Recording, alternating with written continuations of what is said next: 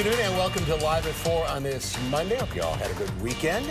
Some people did. Watched a lot of television between football and the Golden Globes. I know. I was watching TV all day yesterday. Yeah. Some good football games, too. Yes, there were. And a little later this hour, Dr. Zorba Passer is going to be here today. Yep, so start thinking your medical questions. We'll let you know when to call in. But first, here's what's making news on this Monday. Janesville police are investigating the city's first homicide in nearly a year. Former Packers head coach Mike McCarthy has found a new team. Our Melissa Kim will be here to share the details. And new charges are filed against former Hollywood mogul Harvey Weinstein as he heads to the first day of his sexual assault trial. Let's take a look outside today. Boy, all remains quiet in the weather department. I didn't wear a coat on coming back from noon. Yeah, this is it. I know. I mean, there's been really nothing in the weather department to talk about. Good dog walking weather. It sure is. Yeah, well, prancing a little bit there. Not as mild, however, the weather words. And Dana Fulton is in the backyard to tell us how cool it's going to get. I'm just happy about the dog video. Yeah, we can play that for the next hour. Yeah, I had to grab the coat. I don't know how Mark didn't have to grab it. The sun's starting to set, though.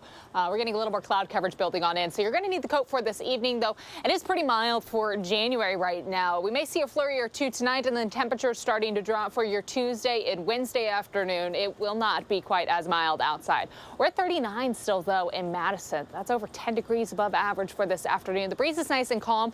Our wind chill, though, still a little cooler than our actual temperatures, close to about 35 for what it feels like outside. So you'll probably need the jacket unless you're playing brave and try to sneak outside without the coat. The breeze has been dying down throughout the day. That's the good news. Wind gusts earlier were closer to 20 miles per hour. Now we're closer to about 10 for Janesville, and in Lone Rock, 12 in Monroe. It's still 6 in Madison, so fairly calm. Now overnight, we're going to drop to the 20s, a cold start to your Tuesday. But the coldest day of the week will be around the corner on Wednesday. We'll take a closer look at what's ahead with that temperature drop in just a few minutes. Right now, I do want to take a quick look at what's going on our roadways. Thankfully, I do not have any accidents to report. Here's a look at the Beltline at Park Street. Both east and westbound look pretty smooth for this time on a Monday evening.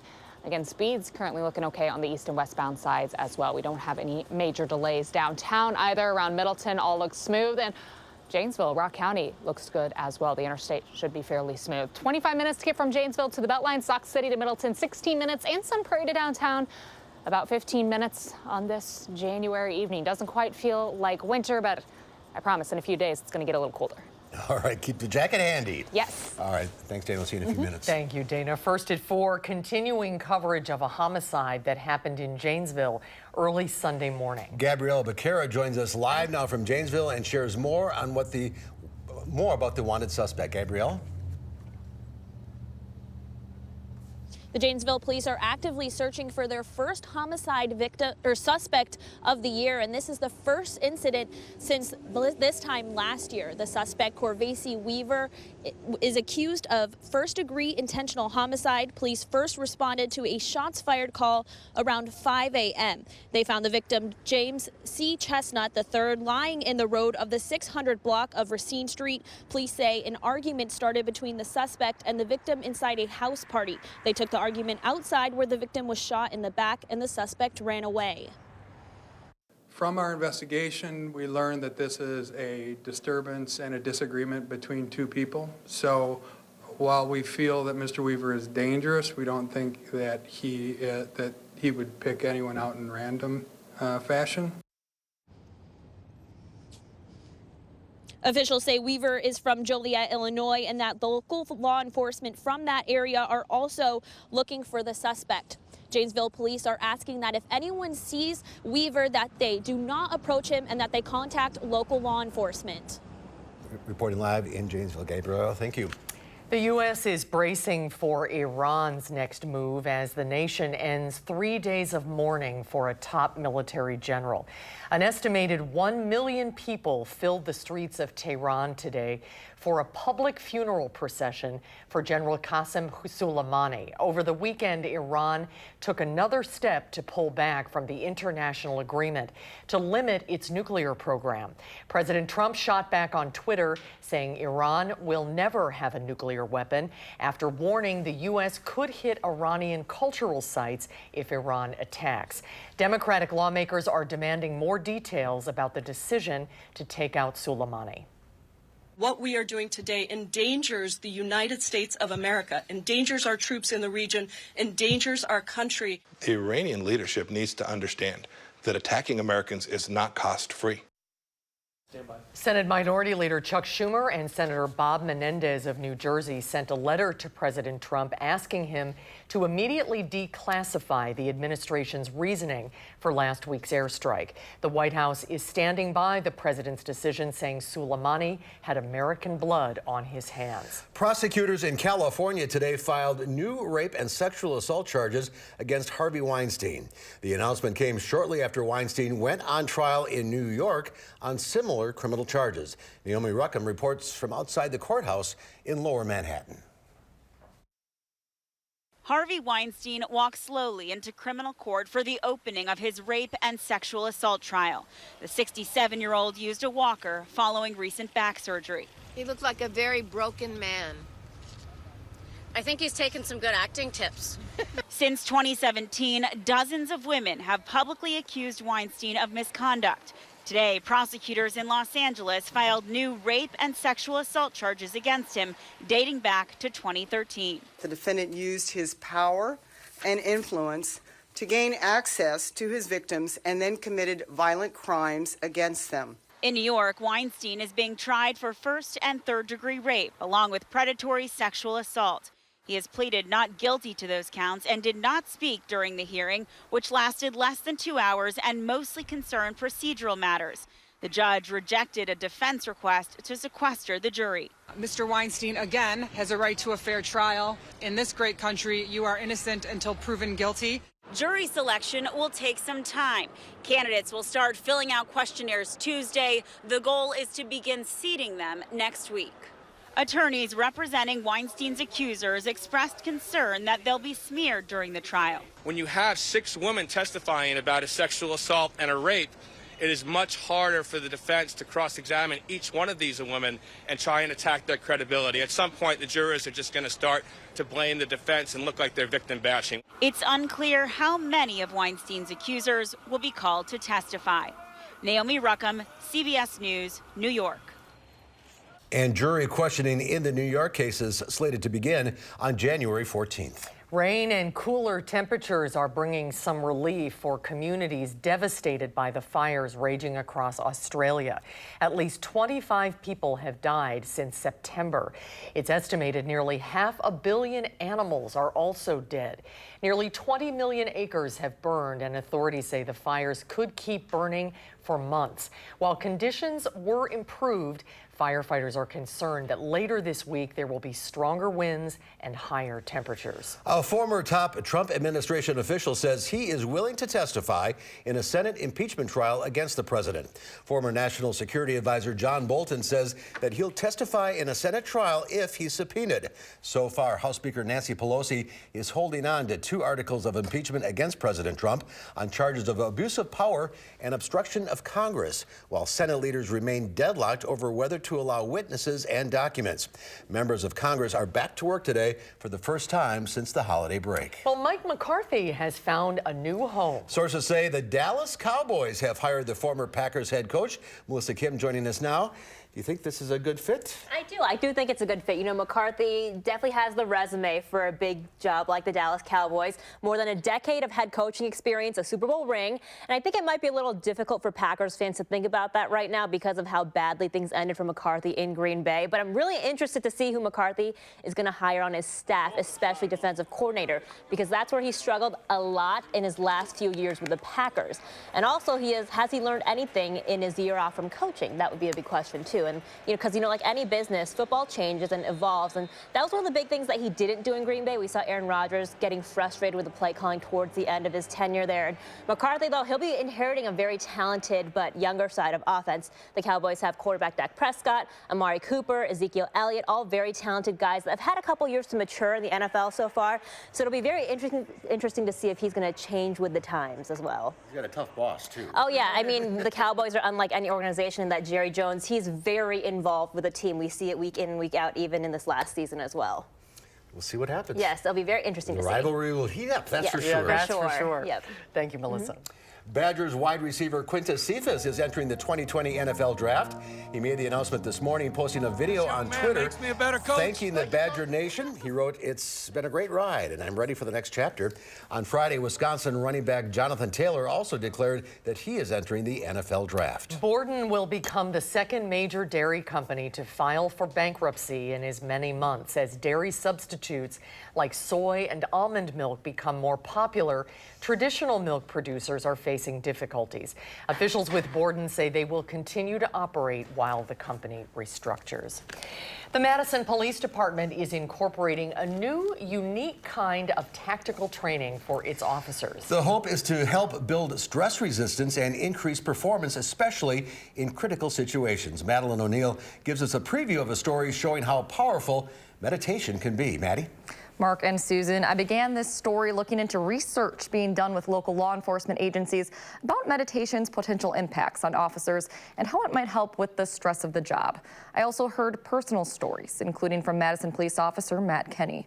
You may remember him as the officer who was cleared of criminal wrongdoing after shooting and killing 19-year-old Tony Robinson in 2015. The young man was unarmed and many Black Lives Matter protests followed.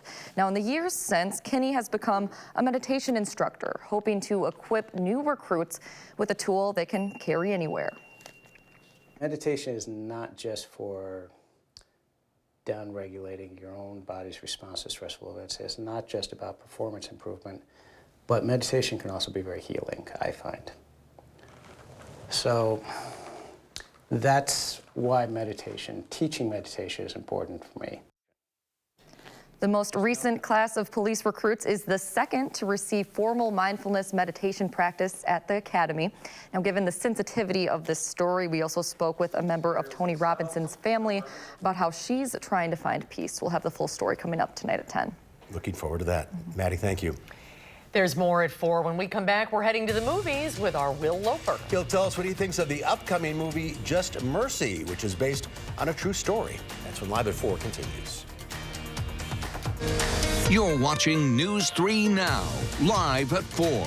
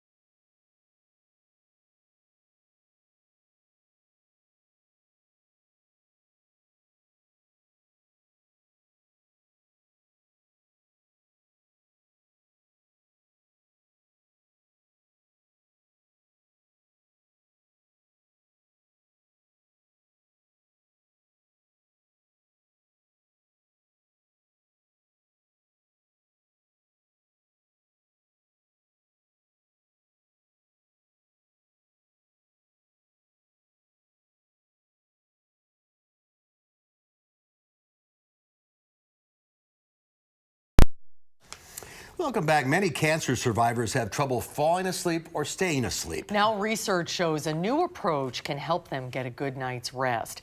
Some patients are now taking a sleep education class for cancer survivors at Dana-Farber Cancer Institute in Boston.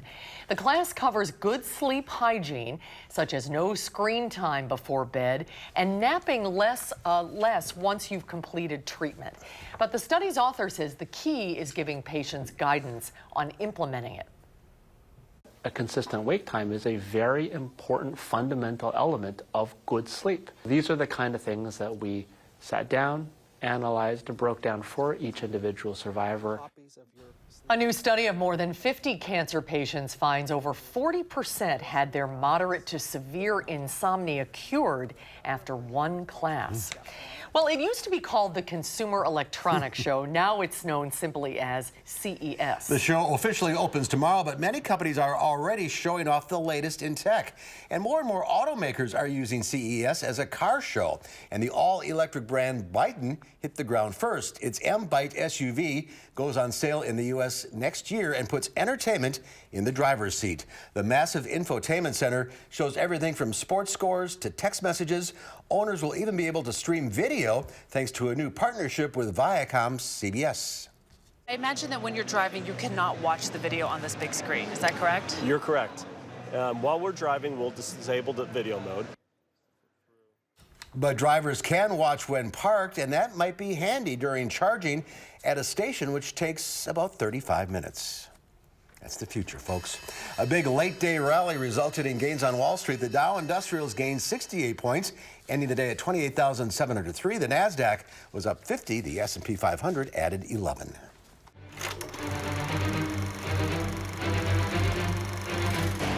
You always taught me to fight for the people who need the help the most. Your life is still meaningful, and I'm gonna do everything possible to keep them from taking it. You don't know what you're into down here in Alabama when you're guilty from the moment you're born. God. Mr. McMillan. We done here. Mr. McMillan, please. That was a clip from Just Mercy, opening in theaters this coming weekend. Is the film worth seeing? Here to let us know what he thinks is our film critic, Will Loper. Hi, Will. Hi, guys. So this is a true life story of an innocent man on death row. It's powerful and well acted, and it brings to light important issues that make it definitely worth seeing. So Jamie Foxx plays Walter McMillan, a man who was arrested in 1986 for a murder and sentenced to death. Michael B. Jordan plays Brian Stevenson, a Harvard law graduate who goes to Alabama to help those who have been wrongly convicted. Now, he meets with Walter, sees that there is basically no evidence proving that he did the crime, and plenty of evidence pointing to his innocence that the cops ignored. Now, we see the legal nightmares Stevenson's face and the pushback from authorities as he tries to prove Walter's innocence before he's wrongly executed. This is a movie that explores topics of race, of being poor, and how that affects one's ability to get a proper trial, and the efficacy of our justice system in general. Now, it can be a tough watch, but it's also a powerful one as the plot unfolds. Michael B. Jordan turns in a fantastic performance, as does Tim Blake Nelson, who is most well known for playing uneducated bumpkins like in Oh Brother, Where Art Thou? But he's great in this movie. It's not something you have to race to the theaters to see, but, you know, see it eventually. Michael B. Jordan has certainly come around as an actor. Yeah, he is. And Jamie Foxx, too. Stuff. Yeah, yeah, absolutely. And they are both fantastic in this movie. And this is a true story. This is indeed. And, you know, I was reading online, sort of comparing fact versus fiction, and it seems a lot of it all did happen. They didn't stray too much or take dramatic license, which is always nice to see. Oh, yeah, I love when they do that. So it opens this coming weekend. Yep, it's coming to Madison this weekend. It's kind of out in theaters, limited right now, but it's opening wide this coming weekend. All right, what's the rating? Yeah, this one 4 real-life Brian Stevenson's out of 5. Oh, there's the real-life Brian Stevenson. There he That's is. good to see. All right, this could be an Oscar contender. It could be, And yeah. the race to the Oscars had started last night with the Golden Globe Awards. Well underway, that's right. What's some reaction to what happened? I mean, for me, I mostly went as predictions thought it would. I mean, 1917 won Best Picture for Drama and Best Director for Sam Mendes. I'm just so happy that Joker did not win Best Drama Picture. I would have thrown my revolt But he won for away. Best Actor. He did win for Best Actor. He's great in that movie, but I didn't like the movie at all. Once Upon a Time in Hollywood won Best Picture for comedy, even though it's not really a comedy at all. For me, the biggest shock of the night was Missing Link winning Best Animated Feature. That beat out both Disney and Pixar. You know, Toy Story 4 was slated to win, or even Frozen 2, but Missing Link came out of nowhere. Are the Golden Globes usually a precursor for the Oscars, or do the Oscars Are they different than the Golden Globes I sometimes? think it can help a person's chances lean into the Oscars, but the Golden Globes, the Hollywood Foreign Press Association, can just be like wild cards sometimes. Like, honestly, you just like look at some of their decisions and they can just be like wonky and out of the blue. So it kind of goes a little bit, but not a whole lot. Yeah. And Netflix sort of shut out in the movie categories. Yeah, they got a ton of nominations. They're the most nominations of any studio, and they took home one award, Laura Dern for Marriage Story. The Irishman completely shut out. That was a big surprise, yes, right? Yeah, that was kind of, people were looking for that to win Best Picture Drama, but... Well, it was fun to watch. Yeah, I thought so too. Ricky Gervais is going crazy. Should we ask you about the fashions or no? No. Yeah, I love Jennifer Lopez. All right, next week. Next week we have Like a Boss. This is Rose Byrne and Tiffany Haddish, who started a business, and Salma Hayek takes it away from them. All right, that is next week. Thank you, Will. Thank you, guys. We'll be right back.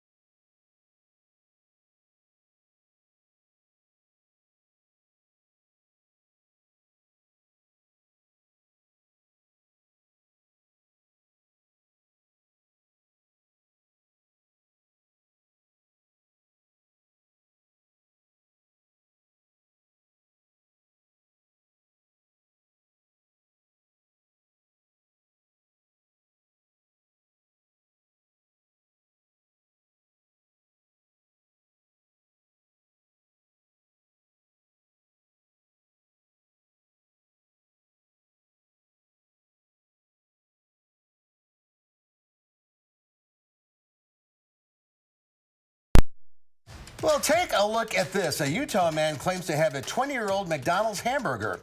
Gross, but we can't look away from it. David Whipple says he bought the burger in 1999. He even hung on to the receipt, which shows the date of purchase.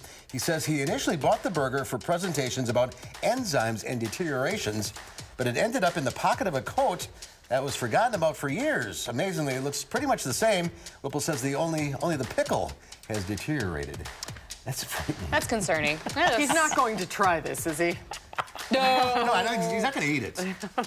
Sure hope not. Actually, it looks pretty good for 20 years, doesn't it? Which is concerning. Yeah, It's concerning. Yeah, exactly. I mean, let's repeat that. It's like a Twinkie, right? Right. All right, so the weather's not too concerning. Not too concerning. Mild, even over the next few days as our temperatures drop a little bit. It's going to stay pretty quiet. We don't have anything new moving in for the middle of the week. So clouds building in right now, giving us a little bit of color for the sunset. We'll take a closer look what's ahead right after the break.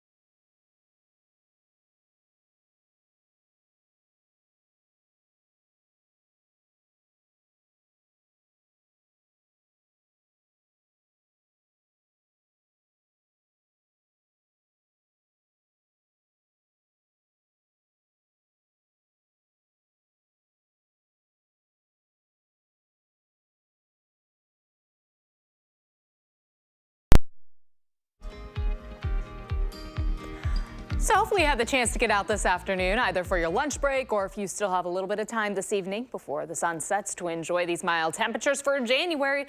Upper 30s is a pretty decent place to be. We have high pressure to the south, sending us this southerly air. That breeze has helped keep temperatures up for the last several hours. Now as that high pressure shifts further east, we do have a little trough that's going to swing through tonight, bringing some light flurries, mainly north of Madison. This isn't a big event, but for early Tuesday morning, we will see some light flurries coming through. East of Madison may see them around the commute early in the morning, but after that, we're expecting a pretty decent day for Tuesday afternoon. Tuesday night, though, our next front is going to approach. Notice in front of that front, we're not expecting any moisture along with it, so no snow chances, no rain chances for Tuesday night heading into Wednesday morning. However, behind that front, our temperatures are going to drop quite a bit. We're expecting cooler air for Tuesday night into Wednesday morning. Wind chills will be falling below zero, and that means for Wednesday afternoon, temperatures will finally be close to average. Even though it's a big drop from where we're at today, it's really where we should be for January. Throughout the state, we're expecting near average temperatures, if not just a little below average for Wednesday afternoon, before we warm right back up again for Thursday. Now, overnight, our skies are becoming mostly cloudy with this trough to the north. By Tuesday morning, just after midnight, looking ahead to 3 o'clock, that's when we start to see a few flurries pop on up. And about 6, 7 o'clock, we still have some flurry chances, some small isolated spots for early in the commute in the morning. Mostly cloudy skies to start off the day, but then skies are going to become partly sunny in the afternoon. Expect high temperatures to drop back just a little bit. will be in the mid-30s to our afternoon highs on Tuesday. By Wednesday morning, it's going to be much colder outside. That cold front swings through, that colder air ushers on in. So for Wednesday morning, our temperatures are going to start off in the low teens, but for areas north of Madison, plan on the single digits. This northwest breeze really brings in the cooler air. So not only are temperatures going to be low, but wind chills are certainly going to be a factor for the middle of the week. Wednesday afternoon, a few more clouds building back in. High temperatures will be in the middle 20s. That's actually a little below average for us in Madison. The first time we've been in below average for quite some time, actually. Heading into Wednesday morning, these are our wind chills, what we're looking at. Again, temperatures in Madison around 6:30 will be close to 12. So plan on wind chills about 10 to 15 degrees below where our temperatures will be. So that puts us right at, if not below zero for much of the early morning as you're heading out to the door early for work, or the little ones are going out to the bus stop. You're definitely going to need a few extra layers for early on Wednesday. We've been in a little bit of a mild spot for the last several days. So keep in mind Wednesday morning is going to be much colder outside. Wisconsin January morning, but still colder than where we've been. Tonight, falling to 28 degrees, a mostly cloudy sky, and a small chance for some flurries late in the night or early on Tuesday morning. Temperatures for Tuesday afternoon in the mid-30s. The chance for a flurry early on. Otherwise, just breezy outside and not quite as mild. We drop back a little bit with those temperatures tomorrow. Wind speeds in the afternoon anywhere from 10 to 20 miles per hour. So those wind gusts could be closer to 25, 30 again. Enough that if it's trash day, make sure you tie the trash cans down a little bit, or maybe block them by the mailbox with the breeze coming through. Temperatures closer to the state line will be in the upper 30s for Beloit and Monroe. We're going to drop back quite a bit on Wednesday. Partly sunny skies. Temperatures in the mid-20s. Thursday, we're looking at our next opportunity for some rain to come through. Since high temps are going to be in the mid-40s, this is just a rain event, but it may mix a little bit at night when we start to drop a little below freezing. Friday, we have a dry day with partly sunny skies. Small chance for some light snow early in the day on Saturday. Otherwise, we get sunshine in the afternoon. Sunday, we may see some light snow early in the day as well, but then sun in the afternoon. And then Monday, we flip-flop that. Sun in the morning with the chance of snow developing later on in the day. But even with those snow chances, we're still not expecting to see a lot of accumulation. That's a quick look at your forecast. All right. It is my trash day tomorrow. Thanks for the warning. It's time for Potentially Yours here on Live at 4. Marissa DeGroot from the Dane County Humane Society is here. Hi, Marissa. Hi. Who did you bring today? Well, we've got little Mama here. Mama? Yep, Mama is an adult dwarf rabbit mix, and you can kind of see she's got these little teeny tiny ears. They're just adorable. Is she as soft as she looks? She is so gosh, soft. She really is. She's a senior. I mean, not senior, she's an adult. Yep, she's an adult, but I definitely think on that younger end. We don't have a for sure age on her.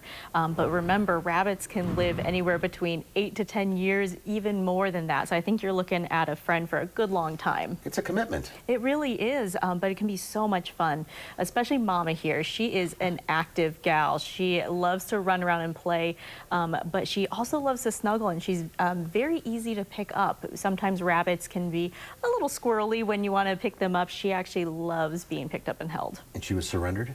She was surrendered, her along with a baby.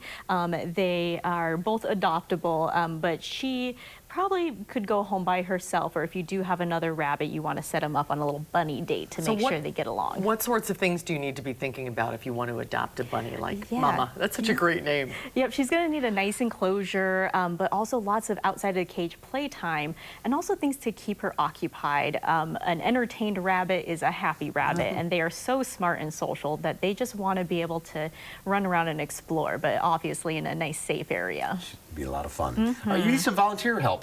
We do. So if in this new year, one of your resolutions is to be able to help animals and have a great time, we have a bunch of different volunteer positions, both with our wildlife center. There are some deadlines coming up to apply for those positions, but we also have a lot of other positions, everything from helping in our adoption center to our front reception area, and to some more behind the scenes things, or working at our thrift store. So you can check that all out at giveshelter.org. And how about our pet last week with the best name ever? Oh my gosh, we had, now I'm completely Princess forgetting. Cuddlepants. Cuddlepants, of course.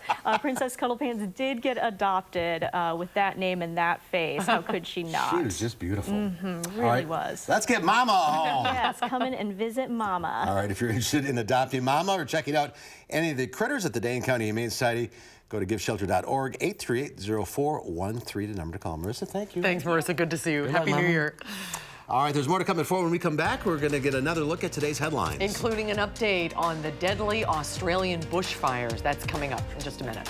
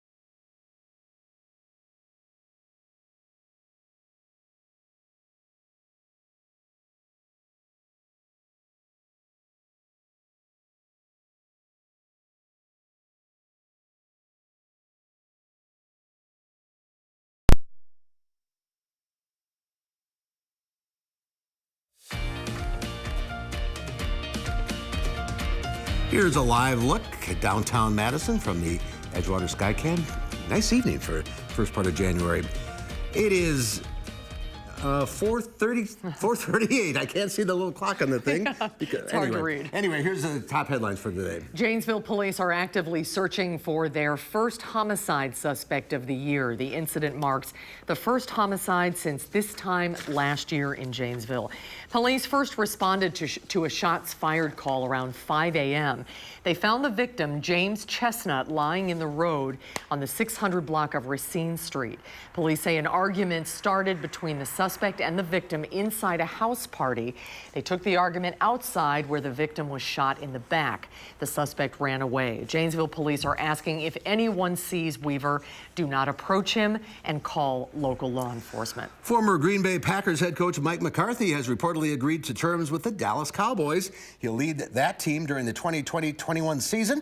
McCarthy coached the Packers from 2006 to 2018, leading them to a Super Bowl win in 2011. Wisconsin Badger Badger wide receiver Quintez Cephas says he will enter the 2020 NFL Draft. On Twitter, he wrote, "Thank you, Badger Nation. It's been a great ride, and I'm ready for the next chapter." In August, Cephas was acquitted of sexual assault. Rain and cooler temperatures are bringing some relief for communities devastated by the fires raging across Australia.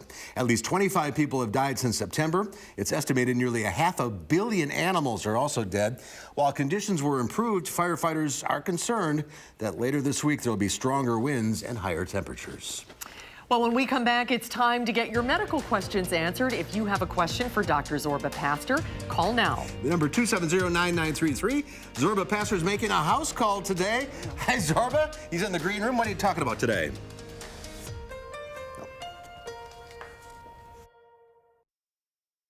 At her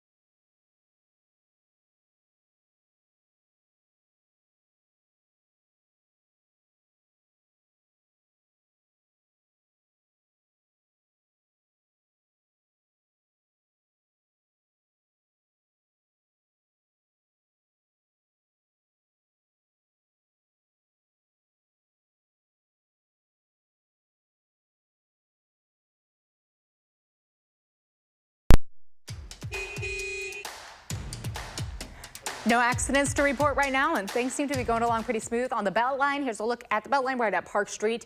Eastbound starting to get a little backed up, but it is at least moving. No stop and go spots just yet. The westbound side looks pretty smooth. Eastbound starts to slow down once you get closer to Park Street. Downtown looks okay right now, and even Middleton, where 12 splits to 14, all smooth. If you're heading around Janesville, all is good, and the Beltline down, or the interstate down to the state line is smooth as well. Now from Janesville to the Beltline, it'll take you 24 minutes, 18 minutes to get from Stock City to Middleton, and from Sun Prairie to downtown, about 17 minutes this evening. That's a quick look at traffic.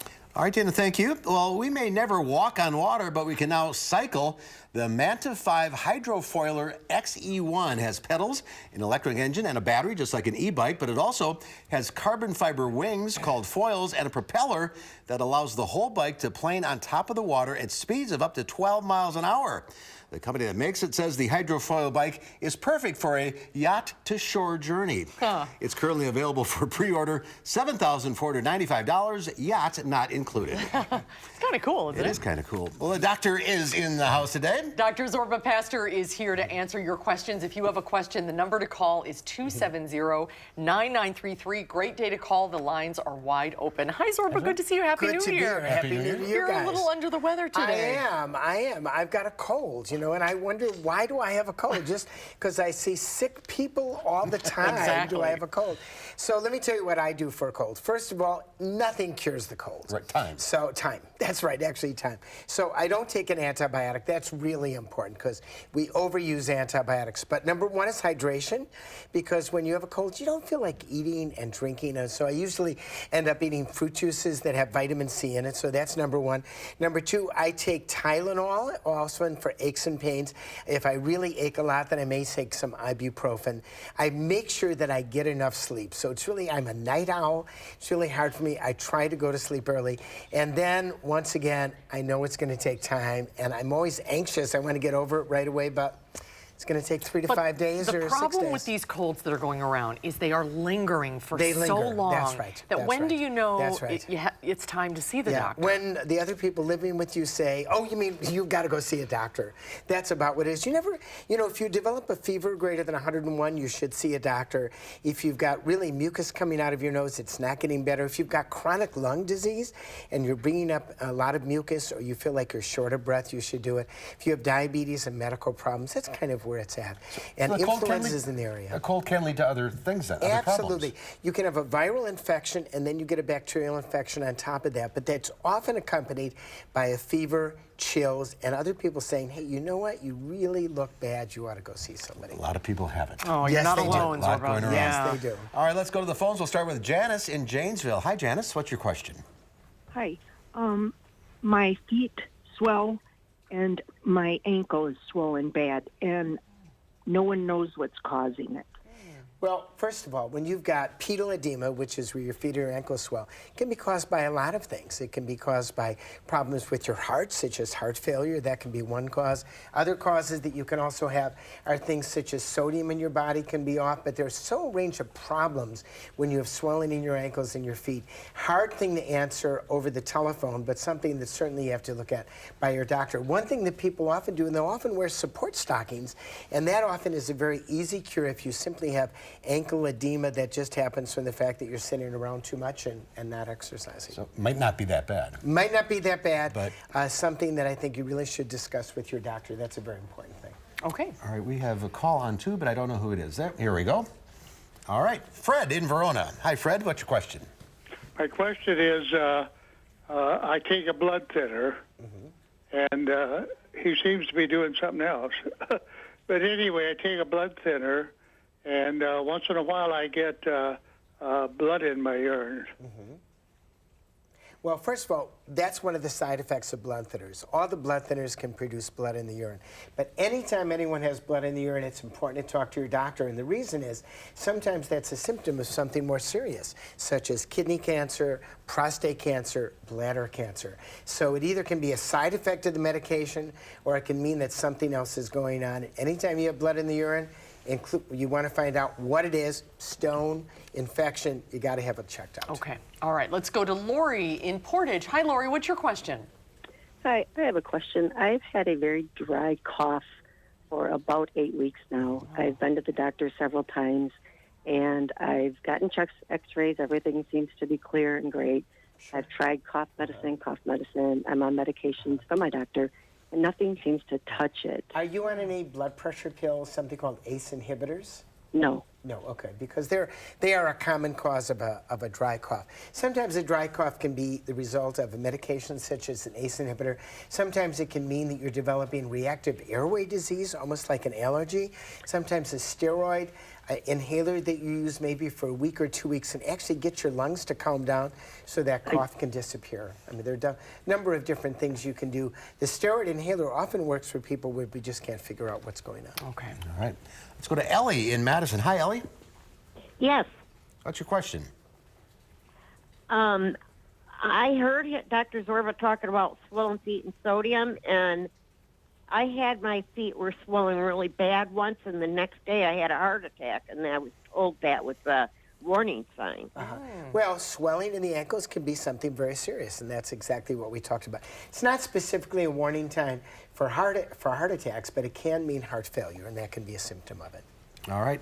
All right, let's go to Dan in Lodi. Hi, Dan. What's your question? Yes, Dr. Zorba, I'm the same age you are. And remember we used to go out, if we went out drinking, we said we were going to go out and kill some brain cells.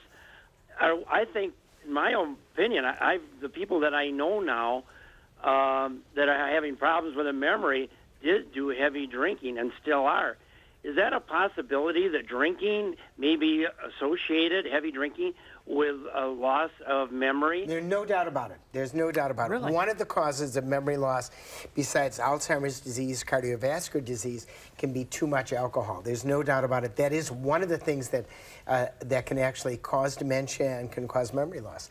And that's why we recommend 2 drinks or less for men, 1 drink or less per day for women. Obviously, binge drinking is out, but that's where drinking is really an issue, especially in Wisconsin, where drinking is a part of our culture. We believe we can't have a good time unless we're going out and having some alcohol. And I think it's important, especially for older adults, to realize, hey, maybe the time has come for you to actually have a non-alcoholic beer, and there are good non-alcoholic beers out there now, more than we ever had before. So older people are affected by alcohol at a higher level, or just well, I builds just up think over over time. It's just over time. It's not necessarily a higher level, but just over time it can do you in. All right. Well, feel better?